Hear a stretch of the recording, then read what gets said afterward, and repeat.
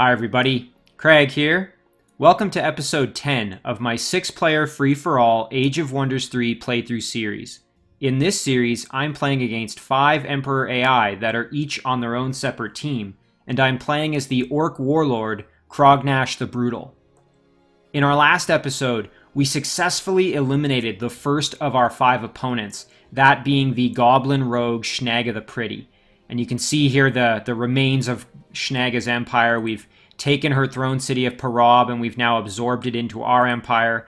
And then we took another of Snagga's cities up here, which is the city of Umboku, and we're in the process of absorbing it. So we've got 1 down, 4 to go, and we haven't encountered any of them yet. So we're going to have to do some exploring to see if we can find the rest of our opponents. However, before I dive into this episode, I did want to make a quick announcement. So as you may be able to tell, I did actually get a new microphone. So I'm still kind of playing with the settings, and I'm trying to figure out sort of what works best. So let me know how things sound. Do you like the microphone quality? Do you like the volume of my voice? Am I too loud? Am I too quiet? Leave your thoughts in the comments, please, as it'll help me kind of refine the new microphone. It has a lot of new settings and whatnot, so I'm trying to kind of see how that... trying to optimize it, I guess you would say. But back to the work at hand here. Before I dive in, I did want to give a couple of quick shout-outs to a few individuals who left some excellent comments on the last episode. The first of those is from Casper Eklund. And Casper pointed out that there is actually a treasure chest in the water near my largest city, which I believe is Toldran here. And yes, it is. It's kind of hiding here behind... You can see it in behind these mountains right here. And there's nothing guarding it. So Casper suggested perhaps sending one of my units up to collect this. And that's something I'm going to do because obviously these resources aren't being guarded. So why not take advantage of them if I can? The next thing that Casper pointed out is that Vow of Poverty stacks with Inspire Loyalty. At least this is based on... Casper remembers seeing a comment on one of Black Arrow Gaming's videos indicating that. I had lamented in the last episode that my new Theocrat hero, Hinina the Penniless, she has, let's see, Vow of Poverty. Here it is. So she actually starts off with this. And I had lamented that, oh, that's going to be kind of wasted on her because we've already got Inspire Loyalty as a spell that we've cast as a Warlord, which accomplishes the same thing. But it may be the case, let's actually see that. So our Orc is at 2 upkeep, and an Orc would normally be, an Orc Priest, excuse me, would normally be, let's just double check. Normally it would be 8 upkeep, so yes, it does stack, because if you think about it, the effects are cut by 50%. So, Inspire Loyalty cuts it by 50%, which would take this down to 4 upkeep. And then Vow of Poverty would cut it down even more and take it all the way to 2. So that's great information. And Casper is absolutely correct there. And the individual who left that comment on Black Arrow Gaming's channel is also correct. They do stack. So thank you for pointing that out, Casper, as that was something I was kind of... Again, I wasn't sure if that was really that useful, but it is nice to know. The next set of comments comes from Civ5 Addict, and Civ5 Addict reminded me of an important science experiment that I was in the middle of conducting, and I never followed up. So last episode, I actually researched... Let's just go in. Oh, I guess we've already researched it, so we'll go in here. It's under...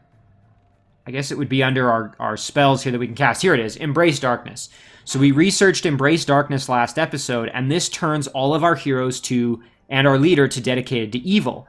Now, when I acquired Trugruk here, the Orc Theocrat, he was by default, like his innate characteristic was that he was dedicated to good. And I wanted to know what would happen. Would it override it, or would he have both? So let's take a look. Oh, so it looks like... let's see, you have become more evil... Maybe they cancel out. I don't see... So in his morale modifiers here, I don't see anything about evil other than just the fact that I've become evil, which is like a happy event. So dedicated to good and dedicated to evil, they might actually kind of cancel each other out. So let's look at this again. So we've got high morale, won a battle, won 3 battles within 3 turns, race happiness, very happy, unit is in preferred terrain. And then in our base modifiers, we've got vanquished a player, you've become more evil, recruited a hero, and lost a city. So what it looks like happens is that these 2 cancel out, and it's in effect this unit is now not dedicated to evil or to good anymore. They kind of balance right out, I guess. It would be interesting if my morale dropped to, or excuse me, my alignment dropped to neutral. I would be curious as to what that would do, as I'd probably get a massive decrease, because then I wouldn't be good or evil. I wouldn't be getting a bonus from evil. I'd just be getting a negative from good and a negative from evil. So that would be an interesting experiment, but I'm going to try not to test that one. So to answer Civ 5 Addict's question and the science experiment, we were all kind of waiting for the result. It does look like they sort of cancel each other out. Okay, so now let's dive into this episode, as there is quite a bit to do, and I'm anxious to encounter some of my other opponents and hopefully be able to eliminate them if possible. So let's just kind of refresh our memory here as to what was going on. So I think we had done most of our movement. We were fortunate to acquire a Shadow Demon larva there. I think we had pretty much taken care of that. So let's do our production here while we're finishing up our turn here. So in the city of Toldran, this is our largest city. We could push for a Great Temple, and really, I mean, we don't really need the extra mana income, but it would push us closer to having a palace and being hopefully the first to build the palace of any of our opponents, as I suspect that's going to be accomplished here relatively soon. The only other option that would be really good for this city would be to, well, there's 2 other options, I suppose. I could build a Warlord's Command, which would be great, as we're going to start working on being able to produce the other Warlord units. But I could also forge an item. And in previous episodes, we've talked a bit about the benefit of having, especially like healing items. So I have to decide. I mean, a Great Temple is only 2 turns. It's really not that big a deal. The hero who would probably benefit the most from a healing item right now would be Urkan. And you can see here just how beat up his stack is. They've really taken some damage. You know what? I think I am going to prioritize that. Even though it would be nice to get the temple, I want Urkan to be as effective as possible. And since he doesn't have a healing item, we're going to give him Nourishing Meal just because there is that one undead unit in there. We will make a Nourishing Meal item. And we'll call this, let's see, let's pick a good symbol here for it. How about we go, let's go with the cup of tea. We'll call it Nourishing Tea, because we're extra creative today. Not tree, Nourishing Tea, there we go. So we will forge this item. It's going to take just a single turn, and it's going to put to use all of our extra mana that we have there, so, or some of it anyway. Okay, so let's forge that in Toldran, and then we will ferry that off to Urkan shortly. And that should get to him relatively quickly, since you can see he's actually quite close to Toldran, so it shouldn't take too long to ferry it over to him. All right, let's look at Parab here. This is our goblin city that was formerly the throne city of Schnaga. So we've got some options here for what to build. Let's see, what can we produce already? We can actually already start producing some tier 2 units, which would be kind of nice. Might be nice to maybe build up a few units to have a stack eventually for Dominus. Could be kind of good to start working on that. But I think what we're going to do in the meantime is an observatory. And we're going to do that just to get some extra knowledge income. I was just kind of panning around here to see if there's anything that's going to jump into our domain with a boost like that. It would be nice to eventually get this foundry in our domain. So I think we'll do the observatory. And there's another reason why I'm doing that, and that's because I want to start getting Embrace Darkness on all of my cities where I'm going to be producing units. So that way my units are produced and they have lifesteal. And in particular with our Goblin units, that's going to be really beneficial for our Goblin Butcher. The Goblin Butcher actually inherently has lifesteal, and lifesteal does stack, meaning that we can produce Goblin Butchers that will be dedicated to evil and will have greater lifesteal. So they will be much more dangerous units to for my opponents to have to fight against. Okay, Now this stack, oh boy, I forgot that these elemental units, or excuse me, these roaming units had kind of encroached on my domain here. And I think they took one of my units out, if I'm not mistaken. So I'm going to have to deal with them kind of ASAP here. And we're building a Berserker to join in with our hero, who already has a priest, and then we're going to send that unit up to join in with this stack. Now, let's see how strong we are. We've got a Grunt, who's at silver medal, so he's pretty tough. A gold medal Spearman, and then an unleveled up Spearman. Now, do we think they're strong enough to take on this stack? So we've got a Wyvern with extreme mobility and some blight damage. The Dire Panther only does physical, but it does have pounce, which is pretty nasty. And then the Dread Monkey has some blight damage as well as sprint and can throw that filth at us. Geez, you know, I think this would be a tough battle for us to win as it currently stands. So I don't really want to risk it. I'm going to tell those units to just chill out for now. And same goes for our hero. I'm going to wait until I have that Berserker in the stack to assist me. Now with this unit, on the other hand, it would be nice to get this Goblin Big Beetle up into the party here. What's nice is that in the last episode, I finished, I believe it's called Thoroughbred Mounts. Yes, here it is. And that upgrade now gives our mounted cavalry units an extreme boost to their health. This gives 15 extra hit points to all of my cavalry, which is just phenomenal. You can see here, even without a level up, they're already at 80 hit points, which is pretty incredible. So cavalry have become quite a bit stronger now in my armies just because of that upgrade. Now, what I was planning to do with this stack, if I remember correctly, was I was going to kind of loop around, take out a few of these, win a few of these battles, hopefully, and then proceed to the tomb. And the tomb was going to be where I was going to have to try and clear out some of the undead and maybe get a hold of one of them using Dominus's control undead ability. So I think we will still kind of do that. So why don't we send our Big Beetle over this way? We've already cleared out this crystal tree and this fire node. Either that or they were already cleared out. I can't remember. But we'll send our Big Beetle up there because we're going to have him join in this party eventually. And that's going to pretty much do it for our turn here. I think we're in pretty good shape at this point. I'm just kind of double checking to make sure I haven't forgotten anything. Let's just jump back to the Shadow Realm here. So True Gruck's taking the city back, and we're going to build a few units here, hopefully, to just kind of reinforce the city a little bit. So I think we will end our turn there.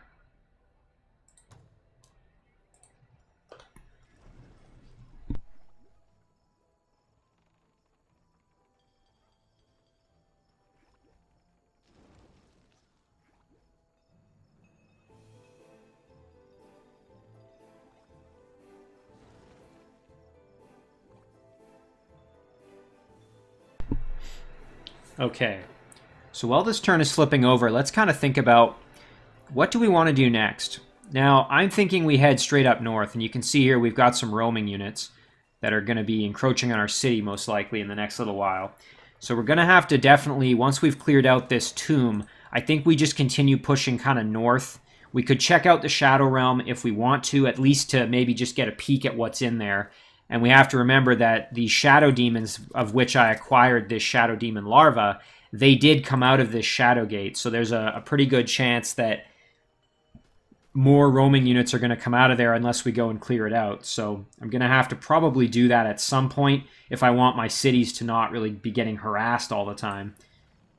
As for kind of over here, we're going to send our additional hero up to join this kind of stack here.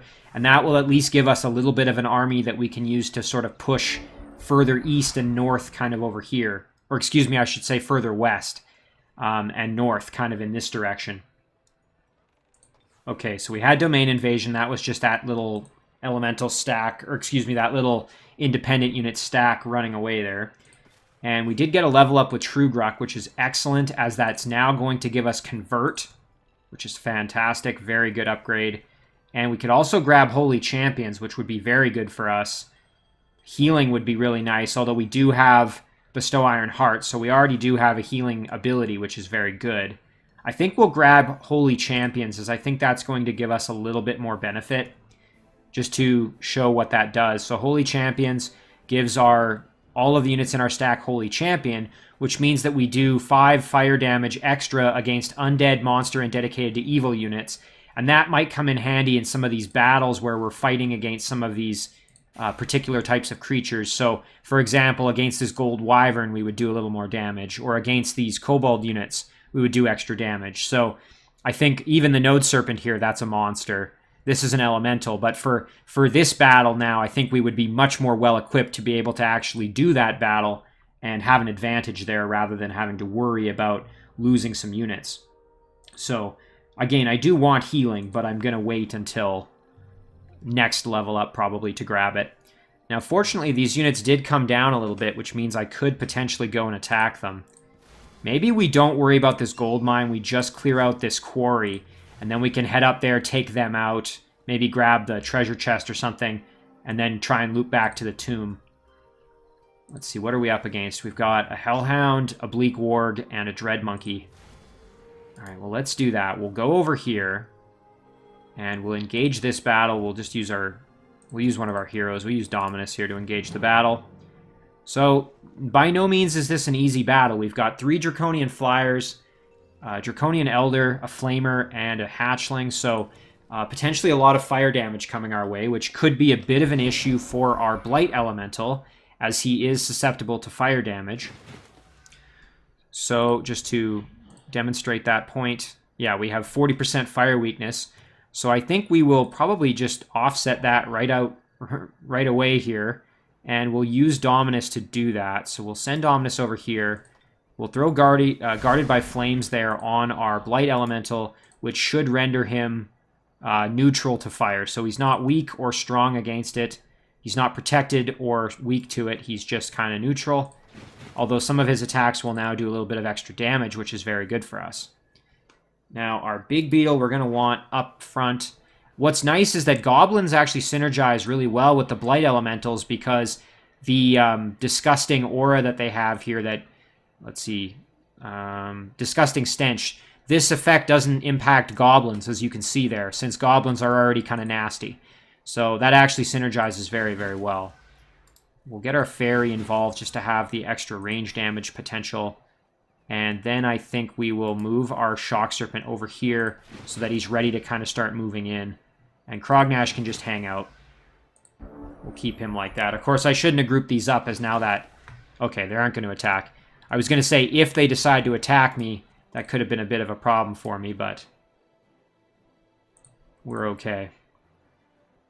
So, I'm going to try and kind of entice them into battle with me here. And to do that, I'm going to just sort of park my units in a way that... I think maybe I'll just leave Crognash there. I'm obviously going to try and dominate somebody in this battle, and it's probably going to be one of the Flamers. And if not the Flamer, then probably the Draconian Elder, I think. Okay, there we go. We're tanking that damage. Boy, having that extra health on our cavalry units is just amazing. Very, very nice for us. We can do some devastating damage with our Toadstool Fairy here. Almost the full-out kill, which would have been nice to get, but even getting close to it is great. So we will get the kill with our bow here. There we go.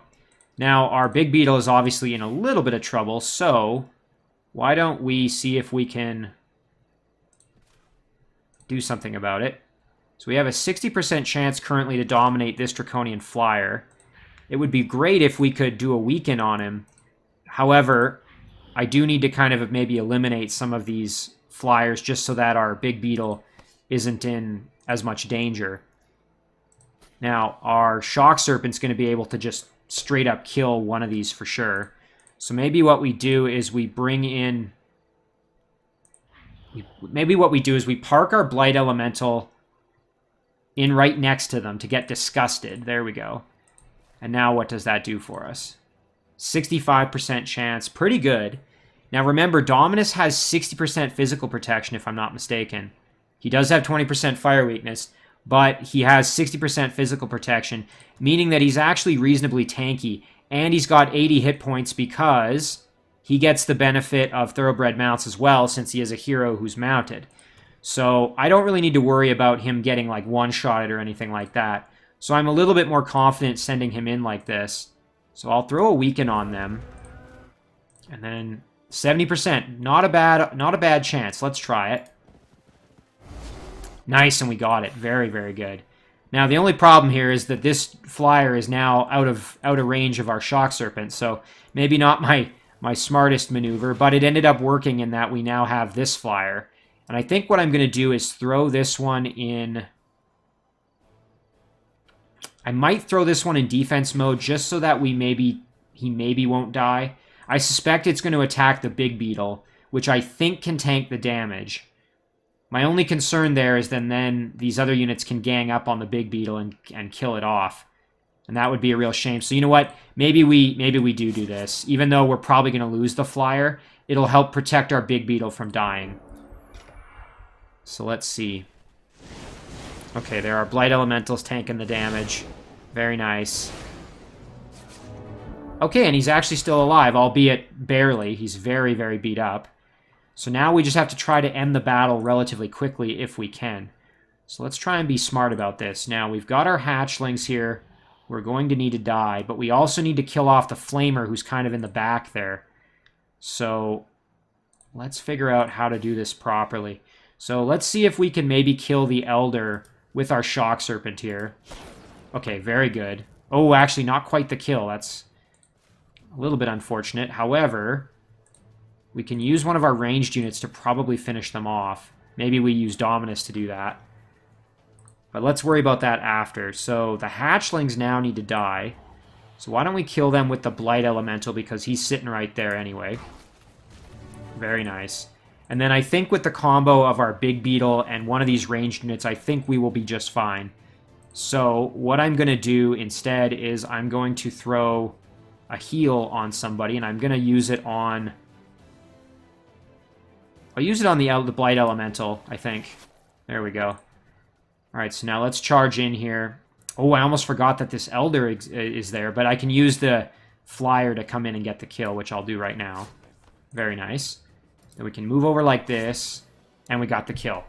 Excellent. So not only did we win the battle quite easily, but we also got ourselves a nice mobile tier 3 unit. Okay, so a couple of items we could grab here. We can get Acid Darts, which is a common usable item that's going to give us shoot acid darts. And then we're also potentially going to get this 60% frost protection jewel item. I think we'll take that. That's a pretty decent reward. And this acid dart will actually probably be beneficial for another hero, because you can see here we've already got our nefarious blowpipe. So let's just take a peek here at Crognash. Crognash already has 2 jewel items. So maybe we send off that jewel item to another hero.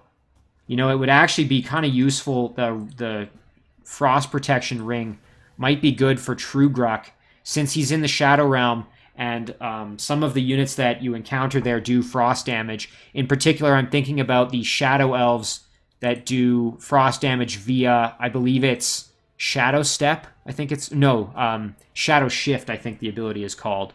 And they get frost weapons. So that might be kind of nice for him. What I'm looking at with him right now, I just wanted to see, so yeah, he doesn't really have any elemental resistance or anything like that. He currently has a prototype rifle and a holy symbol. Might be nice then to give the dart item to our other hero who's down here. So yeah, this hero doesn't really have anything. In fact, we could actually maybe send all the items to her just to give her kind of some little bit of love there. So let's do that. We'll send, at the very least, we'll send the darts to our new hero. And as for the ring, I think we'll send that to her as well, because why not? Although, hang on, let's double check Urkan here. Don't remember if Urkan really has much in the way of jewel items. He does have Phase as an ability. Maybe we'll send it to him. He is, after all, a little bit more susceptible to elemental damage since he is an orc.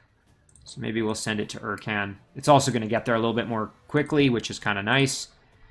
Okay, very good. So I'm glad we took care of that battle. Now this unit's obviously in kind of rough shape, but we can add him into a stack and have him still do some work. Now I would like to get rid of these roaming units because they're obviously posing a bit of a threat to us, so let's head up there and take care of that. This will also potentially be a good opportunity for us to be able to get a little bit of health back as well. Now, can we engage this battle? Unfortunately, it's on a mountain tile, which means if we want to engage the battle, we're going to have to... Oh, you know what we can do? We can bring this little guy over and just engage the battle with him.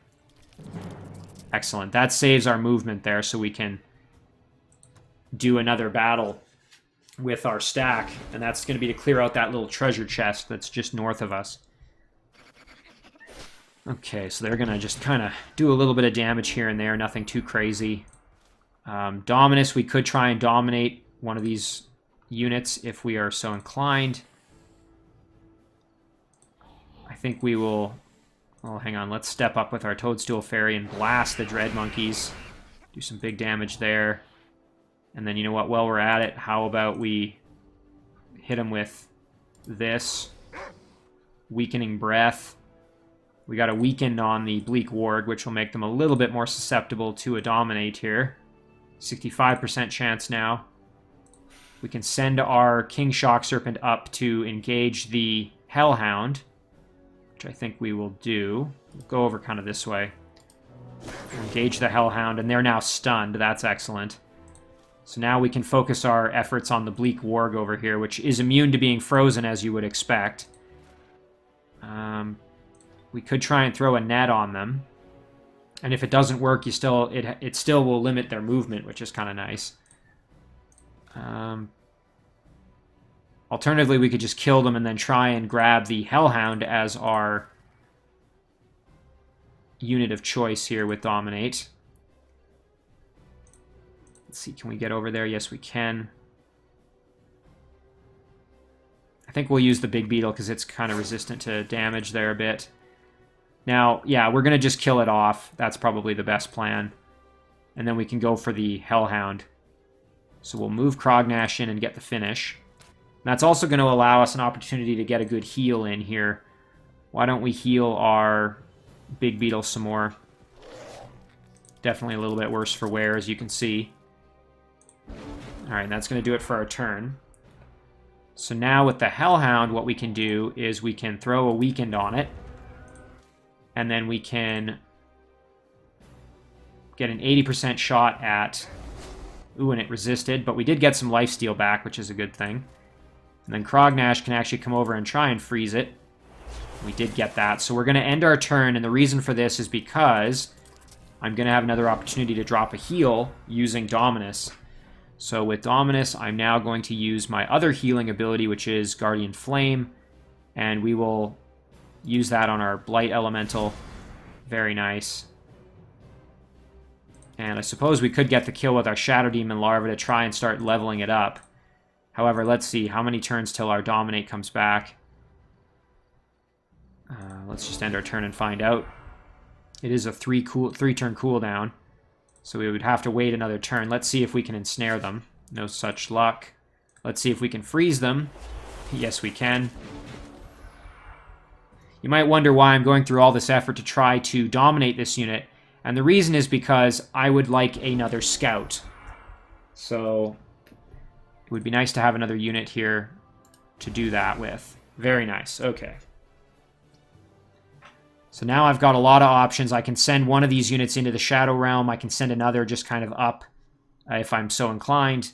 I could also use them to start building a stack. I've kind of got a lot of versatility now, so... oh, we did produce our Nourishing Tea, so let's get that sent off before I forget. Whoops. Let's get that sent off to Urkan here. That'll be their next turn, so that's excellent for him. So now I think... Again, we could keep making items, but I am going to now shoot for the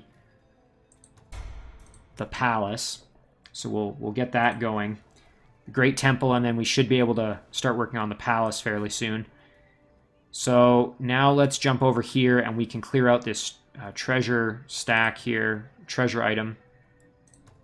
We'll engage with Crognash in case there's an item reward, which there probably won't be. I'm guessing it'll just be the monetary reward of gold and mana, probably.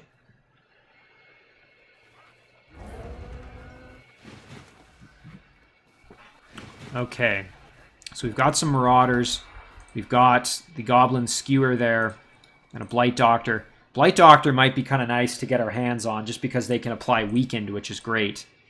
So, perhaps we move up like this. Dominus is weakened, so we're going to have to keep him back. We don't really want him getting into the mix too much. Because obviously that would be pretty devastating for him, because weakened really can... As in this playthrough, we've learned about how devastating weakened can be with that shock trooper that I lost a while back. So, I suppose we could do this. The only thing is then Dominus is going to be kind of up at the front and a little bit exposed, so I would actually rather him be kind of further back. So I think we'll just do this. We'll throw it on our Shock Serpent guarded by Flame there. We'll move in and attack that Blight Doctor, very good, to get the kill there. We'll use our Blight Elemental against the Marauder up here. And then our Toadstool Fairy can kind of step up and soften up the Skewer a little bit to help out our Shock Serpent, who's going to definitely take some damage there, I would think. And if we don't end up getting one of these Blight Doctors in our... with Dominate, that's actually okay. I would rather just play this one a little safer, especially since Dominus got hit with the Weakened. Alright, excellent. So obviously our Blight Elemental took some fairly substantial damage there, so why don't we go... Again, I suppose we could go in for a Dominate on somebody here. 65% chance on these Marauders. Let's see, can we freeze them? We can. Alright, perfect. That's going to give us a chance to use up our heal. Very nice. And now we can come in and try to dominate. 75% chance. And we got it. Very nice. We can use that Marauder even as our city guard for... I believe one of our cities wasn't guarded, if I remember correctly. Oh, I guess not. For some reason I had it in my head that one of the cities wasn't guarded, but...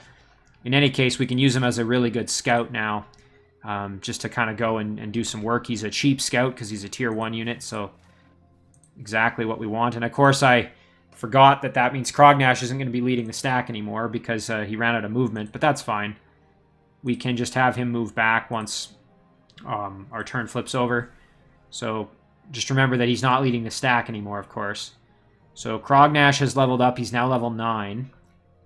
Let's see, what do we want with Crognash at this point? So we've got a few options here. Let's just kind of think about this a little bit.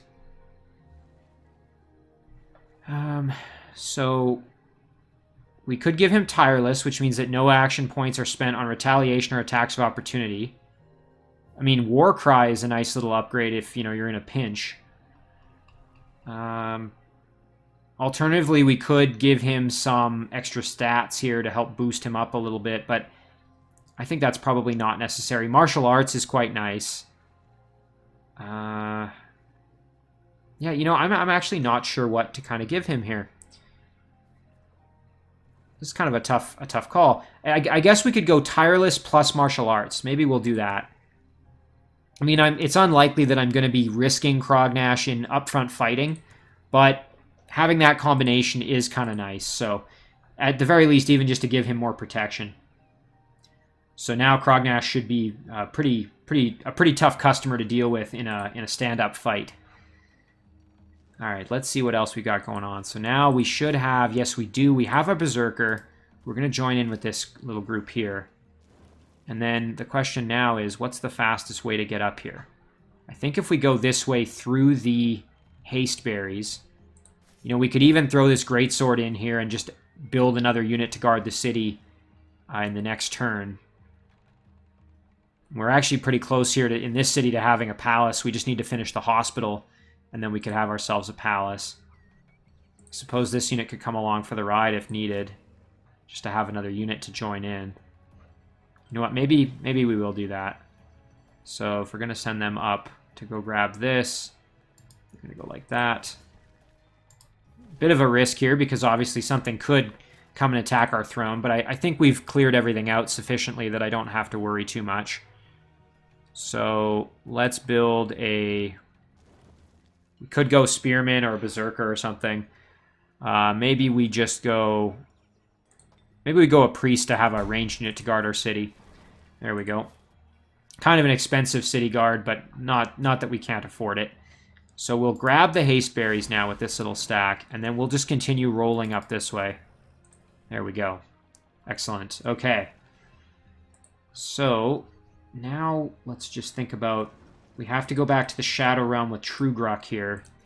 So he's been sitting on this city to guard it. I think we could probably try out this battle now that we have Holy Champions, which is going to give us a huge advantage in this fight. So let's do it. Again, we still have to be kind of careful, but we're going to have a chance to maybe make a friend as well, since we have Convert now as a... you can see here, we have a chance. We can try and take control of one of these units. So Touch of Faith we're going to want to put on somebody. Let's see, what's our Air Elemental weak to? We've got Fire weakness, Frost weakness, although we have Physical protection, Blight protection, and Shock protection. Most of these units do, so this is Blight damage, I believe, from a Kobold. Yep, Blight damage. Our Golden Wyvern, I think, might do Spirit. Yes, we have Spirit damage coming from there. Our Node Serpent does Shock. And then our Earth Elementals do just purely physical. So I think our tankiest unit is probably going to be the Air Elemental. So let's throw on Touch of Faith on our Air Elemental to kind of beef him up a little bit. We'll send him up the gut there. Now our Frost Elemental, on the other hand, is weak to fire and physical. The physical weakness is a bit of an issue for us. So maybe we keep him up there, but we'll have to kind of be a little more careful with him. Our Draconian Hatchlings can kind of move up just to assist as well. We also have to remember that this unit does have Phase, which could end up being kind of painful for us. So we'll send the Grunt up as well. And again, we're anticipating that we're probably going to have the Phase happen and jump in where it's not convenient for us. That's actually perfect that the Node Serpent is deciding to attack my Air Elemental. That's actually really exactly what we could have wanted there. So now let's see. Can we convert? I believe we can convert a Node Serpent, although I suspect it's going to have a relatively... it's a 50-50 shot. The only problem is if we do this, it means Trugruk's in a little bit of a precarious position. However, I think we can probably survive that. The biggest danger is that Wyvern over there, because it has the ability to... it has such good mobility. So maybe we try and take out the Kobolds here with some big damage. And then we move up and we just outright finish them off. There we go. And then we could use our Frost Elemental to put the hurt on this Gold Wyvern a little bit. And we have a chance to freeze him solid, so I think we will do that. The only danger then is the Earth Elemental could come in and kind of wall up our Frost Elemental. Maybe we just use Defensive Strike. Yeah, let's do that. Okay, and we did get lucky and we got the freeze. Okay, now between these two units, I think we could probably just kill the Node Serpent with no problem. So let's just try for the Convert here. Ooh. Oh, and I forgot, Convert, you don't have to be right next to it. Well, it was worth a try, so now let's just...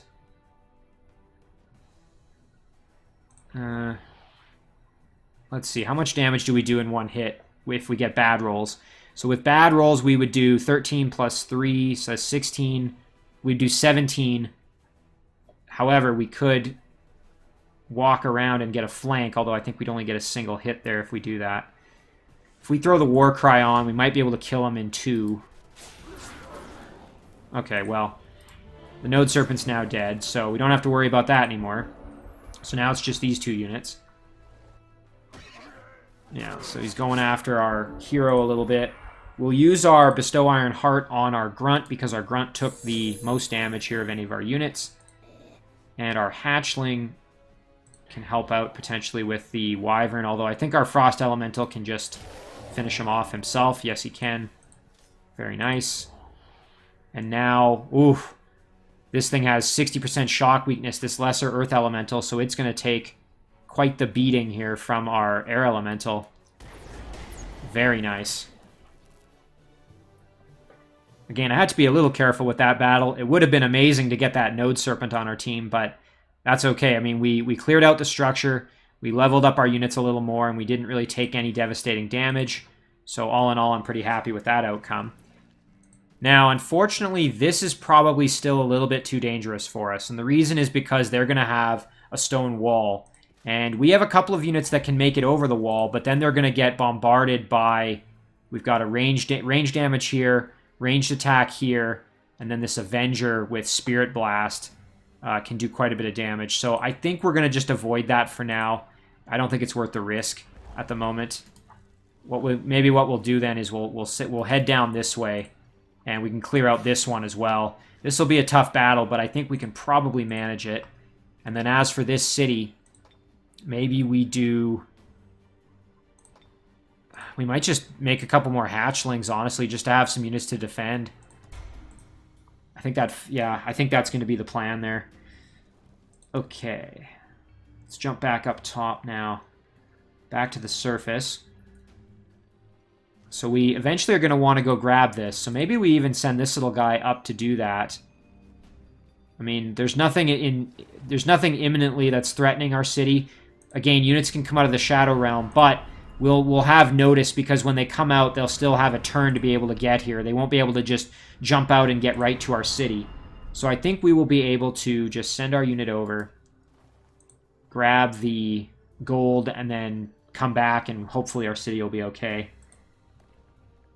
Alright, so Urkan now. We have to decide, what do we do with Urkan?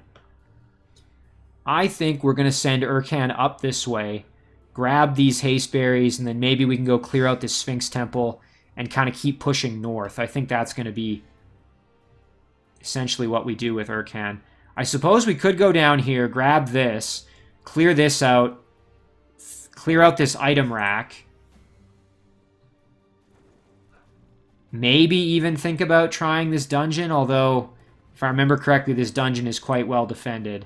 And as strong as we are, I don't think we quite have it in us to be able to do that. You know what? I think that's actually a good use of our movement here. Suppose we could also try and clear this out, although that's pretty tall order. So let's do that. We'll grab this, move here. We'll use one of our cavalry units here. Why don't we use Urkan himself? We'll initiate this battle with these Frostlings. And then we can kind of just start clearing out these structures. And of course, I didn't pay as much attention to my health, but some of my units are actually in pretty rough shape. So this is actually going to be kind of a difficult battle now that I think about it here. Let's light up this Frost Scraper a little bit. There we go.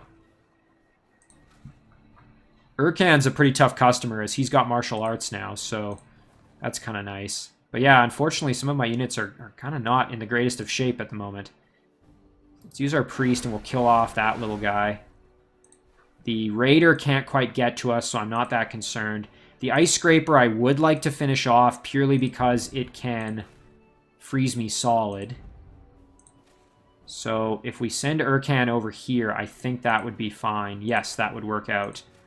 Now, I don't know if Urkan's going to be able to get the kill with his crossbow. Unless we get a really bad roll. Yes, okay, very good. So now our Impaler here, our Big Beetle, and our Knight, we're going to have to kind of allocate them here a little bit. Now this Harpoon Thrower does count as having a polearm, so we have to just keep that in mind. I suppose the thing is we could go in and just try and outright kill the Harpoon Thrower. That would also mitigate the charge of the Mammoth. The only problem with that approach would be that the Harpoon Throwers are going to get an open attack on us. Although that's not really doing all that much damage, so I think we're actually okay there. So maybe what I'll do is I'll actually just back off my units here and let the Mammoth attack the Impaler, potentially. Okay, let's see what happens. Okay, there's that Harpoon Throw.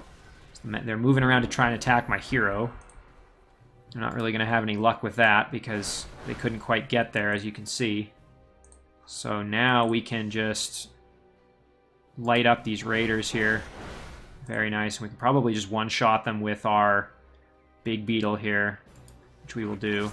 Very nice. What are our odds? We can't freeze them, of course, so instead, why don't we We can engage them here in a fight with a devastating charge like this. And then we can move in with our melee attack and do some big boy damage here. Very nice. Okay. So we took them out. You can see, though, it would be really nice to have Urkan with a healing ability, just because our units do take kind of a bit of a beating. And you know what? We could head up here and clear that out, or we could head down here and try and clear this out. If we head down here, though, we're kind of boxing ourselves kind of into a dead end down here a little bit. Although I suppose we could head underground. There are some production resources in a Sphinx Temple that need to be cleared out down there. But I think I'm kind of in the exploration business right now, where I want to keep pushing north and find my other opponents. Again, we've already eliminated the Goblin out of the group, so it's unlikely, I think, that the other opponents are going to be underground, as I can't remember exactly what it was that I chose for my opponents in the first episode. However, I don't think I chose any dwarves or any other goblins, so let's see. We can get up there with Urkan, but unfortunately this stack won't quite be able to make it to the item rack. So we'll do this, and then we'll put Urkan there as well. So we can clear out the item rack, hopefully, do the dungeon. Again, the only issue is just our health's quite low. So I think that takes care of that. Let's think about our research now. Okay, so we've got some decisions to make here. Might be nice to just grab some extra casting points to speed up our Embrace Darkness a little bit. Because we're going to want to cast that multiple times. However, martial arts training would be unbelievably good. Our archer, cavalry, infantry, and pikeman units gain martial arts ability. Units with martial arts gain +5 defense against attacks of opportunity and retaliations. Very, very nice ability, especially when you get into those retaliatory back and forth little hits there. That can really save you a lot of damage. Again, it would be nice to start working on our class units here, getting closer to having our tier 3 units and eventually our tier 4. However, I am going to grab, because this is just a single... Oh. You know what? Maybe I'll wait until I get one of those boosts of research or something, and then I can knock out a bunch of these kind of all at once. Like the little ones, like Warfare, Dispel, a few of these others. Again, we're getting 189 knowledge income per turn. If we can get that up to 200, then we could bang this one out in one less turn. So maybe we try and do that instead. We focus on maybe these smaller ones that just kind of need to get dealt with here. And then we can do that. Yeah, we'll do this. Again, we want to get this up to 200 so that these other ones will go a little faster. Okay, let's do some production here. Carbanock. Let's see, what do we don't have the ability to produce really any units here. So we want to just maybe work on the city a little bit, improve it, get it a little bit better. Let's do the Siege Workshop. That's going to push us over 75, or at least up to 75 production income. That will be good for us, as that's going to then give us the ability to make some of these other things more quickly, like the temple would take 2 turns then, instead of 3. So let's do that. All right, our big beetle up here. We have to decide what do we do with our big beetle. I suppose we could just kind of go and join up here with our army that's kind of all hodgepodge up here. Maybe we'll just do that. Tell them to just hang out right there. This stack, we're going to just tell them to chill for now, as we've got help on the way. This unit we were sending up north here to join Dominus eventually. And I think we're going to just continue on that way. Let's just see if there's anything kind of immediately that's going to help our journey. I mean, we've got the haste berries, but we're already past them, so that's not going to be of much use. So we'll just keep on trucking north here. And that's going to do it for our turn. So we'll end it there.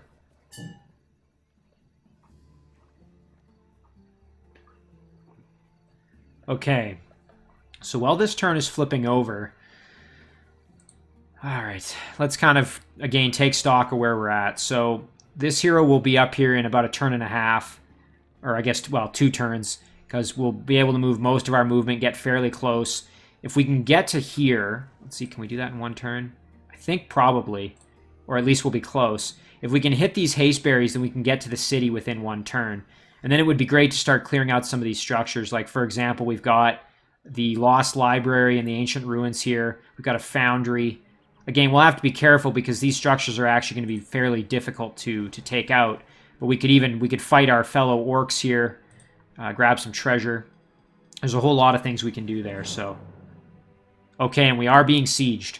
Now, fortunately, we do have the upgrade where our units get a benefit when they're defending.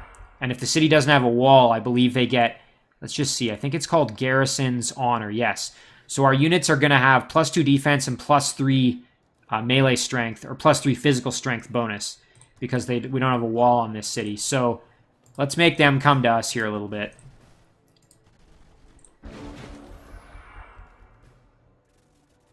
Force them to kind of come at us here. All right, let's get set up in an optimal sort of position. Our grunt is going to probably be the one up, kind of taking the brunt of the attack here. So we'll maybe kind of just space ourselves out like this.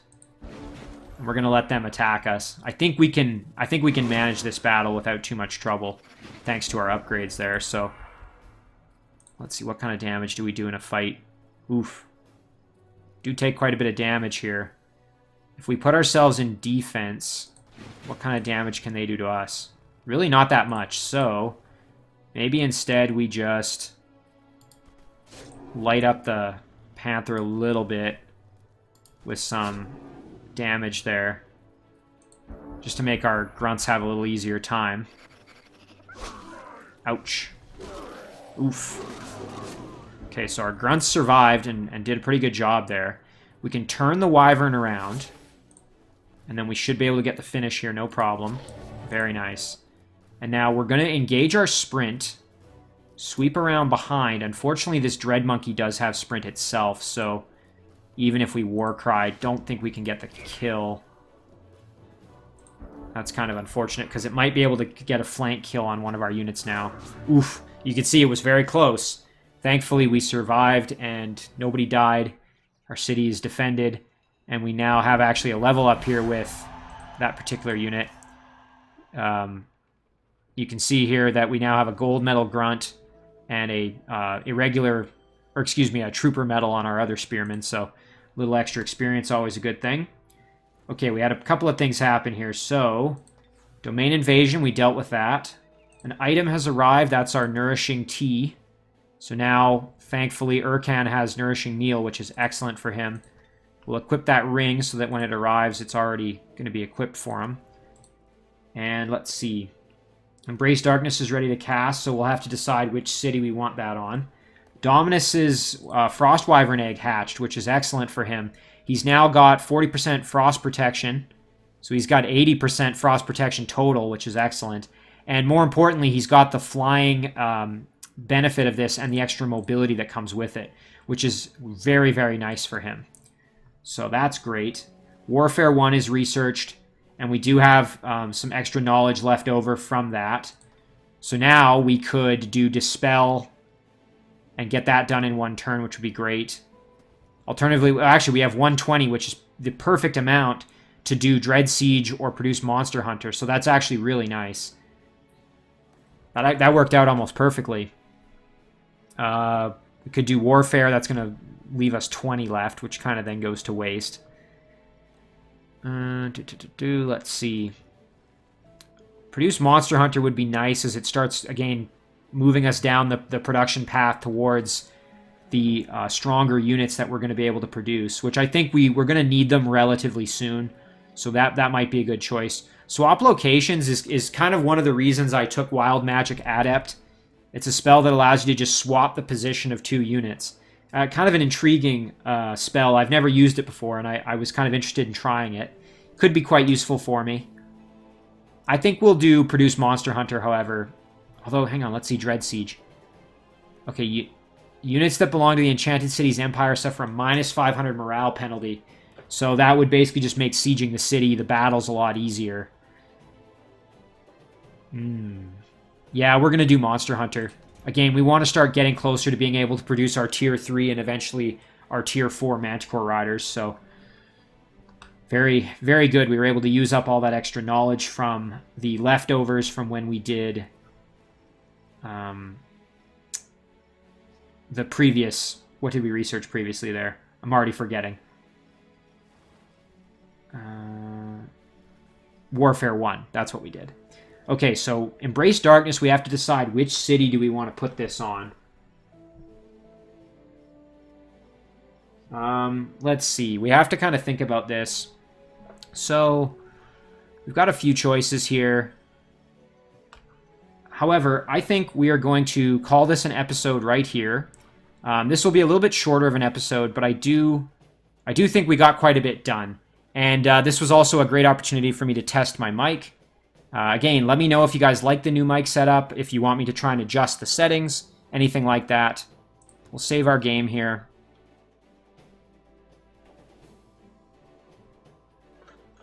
So again, we will call this one episode 10.